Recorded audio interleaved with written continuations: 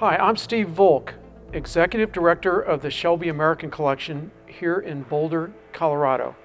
And today we're going to do a walkthrough of our museum, and you're going to see the finest collection of Shelby race cars in the world, right here in Boulder, Colorado.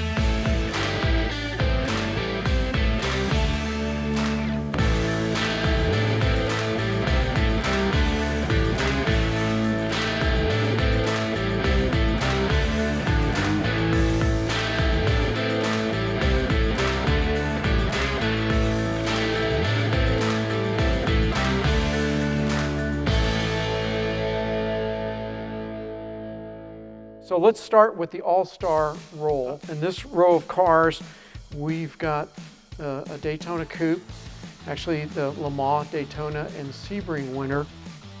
We've got an FIA Cobra. This car is an unrestored factory team car that ran in Europe. 5 first-place FIA wins in the 64 and 65 season. And we've got 2 of the oldest surviving GT40s, GT40, GT103 and 104. And these are also the first GT40s to win a race. They won Daytona in 1965 with Ken Miles driving this car and Bob Bondurant in GT104. So moving on down, I'm going to show you the two of the 3 66 Le Mans GT40 Mark II winners. And of course, this is the Ken Miles car and the Ronnie Buckman car that he drove with Richie Ginther.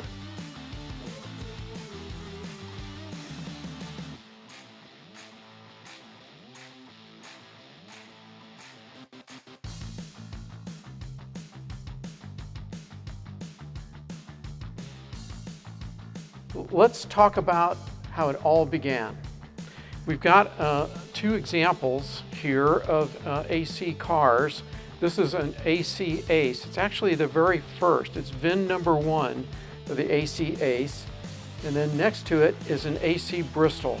And this is kind of where it all started for Carroll Shelby. You know, Carroll Shelby, he had this vision of taking a European sports car and putting an American V8 into it. He got Ford to provide some engines and a little bit of cash, and he got a chassis from AC Car Company, and the result was the Cobra.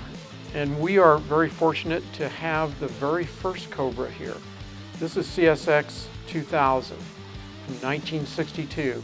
And from this original Cobra, the first Cobra, came the street cars that were marketed at Ford dealerships. Here's a nice example of a 289 street car. It's fairly original, and then next to it later on was the 427.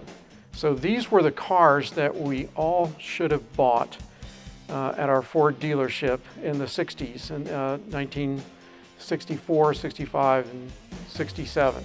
I showed you up front that we have the 2 oldest surviving GT40s. We've also got examples of the Gulf team cars from 68 and 69. And then to my right here, we've got 2 examples of the GT, actually they're Ford GT Mark IVs. You know, Ford in the day built 2 J cars, J1 and J2, and then the J3, 4, 5, 6, 7, and 8 were race cars. And we have, this is J4, this is the first Mark IV to win a race, and this is a Sebring winner. It was driven by Bruce McLaren and Mario Andretti. And then we also have the Mark IV that Andretti drove at Le Mans in '67. Now, on my left here, we've got some examples of the Roadster. This is GT108. It's one of the 5 GT40 Roadsters that Ford made. And this is a really interesting car. It's very original, and it was used as a development vehicle. And then we've got an example of a Mark III. This was Ford's attempt at a street car, GT40 street car. So you notice the headlights are raised for DOT. It's actually got a trunk, although the trunk sits right over the headers. Will cook a pizza, but nonetheless, it was their attempt at a GT40 based road car. On the other end of the museum, I showed you the very first Cobra. Now let's look at the first race car.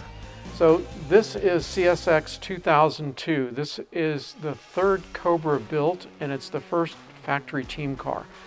It's known as the Riverside car because it made its debut at Riverside, and it was driven by Billy Krause and Ken Miles and Dave McDonald and all the great Shelby American drivers. It's one of one, so there's one Riverside car. The next series were the Sebring Cobras, and they made 5, or actually 3 factory Sebring team cars. And this of the 3, this is the most significant. This is the Dan Gurney car that he won several races in, including Sebring. So this is CSX 2128. It's also on the cover of Hey Little Cobra, for those of you that know what an LP is. Next were the Cobra Le Mans, and they made 3 factory team cars. We have 2 of the 3 team cars. While we're at this place in the museum, I also want to point out to you our 427 Cobra, and this is 3029. It's one of the full competition 427 Cobras that Shelby American made, and it was not for the street. They made about 23 of these or so, and we've got 2 of the factory team USRRC Cobra Roadsters, the most significant being this one. This is the Ken Miles USRRC, United States Road Racing Roadster, and Ken drove this car almost exclusively. Numerous wins, and he won the United States Road Racing Championship in 1964. We've actually got the trophy sitting in the museum too. When the Mustang came out in 64 and a half, it was a notchback. It was a secretary's car. They were lime green, lemon yellow, and Iacocca approached Shelby and asked him if he could make it into a racer. And word is that Shelby initially resisted, but finally gave in. Ford was coming out with a fastback for 65, gave Shelby American a series of the 65 fastbacks, and Shelby American built some 36 what they called GT350Rs, and this is an example of one of the R models. It was strictly for race. It was homologated with the 289, and it had various upgrades to it that would allow it to race in SCCA. Now there was also a street version, and here's an example of one of the street cars that you could buy in 1965 at your Ford dealer. And in 65 they were all white with the blue stripes. They had the 289 in them. They were very popular because they were a high performance car for the street. In 1966 they continued the Shelby Mustang, and we have a really interesting car here. This is one of one. It's a Shelby GT350S. It is the 1966 Paxton supercharged factory prototype that Shelby made. It's also the first Shelby Mustang that wasn't white. Now, next to this 66 is a 1967 GT500, and it happens to be the very first one. So, very significant car. We're very fortunate to have it here at the museum. Now, we've got a few miscellaneous cars here. We have a Sunbeam Tiger. This is a factory works car, ran at the Targa for Rio. And then there's one other version of the Cobra roadster that I have not mentioned yet, and that is the Dragon Snake. You know, Cobras were very versatile vehicles. They could do anything. And in this case, this was a drag car. And then behind it, of course, is a Thunderbolt drag car. And this, you know, we have this in the museum. It's a very interesting piece. It doesn't necessarily relate to Shelby American, but it's an interesting piece in that this is a factory race car, drag car that you could buy at your dealership. Has a fiberglass front end, aluminum bumpers, big Caterpillar battery in the trunk to, you know, give it some traction. It's 427, and you could buy these. They only made about 100 of them or so, but you could buy them at your Ford dealer.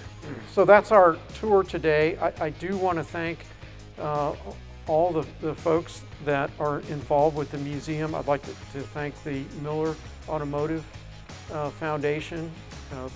They have a number of their vehicles in here on long-term loan. The Benjamins have a handful of cars here, and we have other collectors that support the museum. Every year, the museum, the Shelby American Collection, we do a sweepstakes for a brand new Shelby Mustang. So be sure to go online to the Shelby American Collection.org. So thank you very much for your attention, and I hope you've enjoyed this short walkthrough of our museum here in Boulder, Colorado.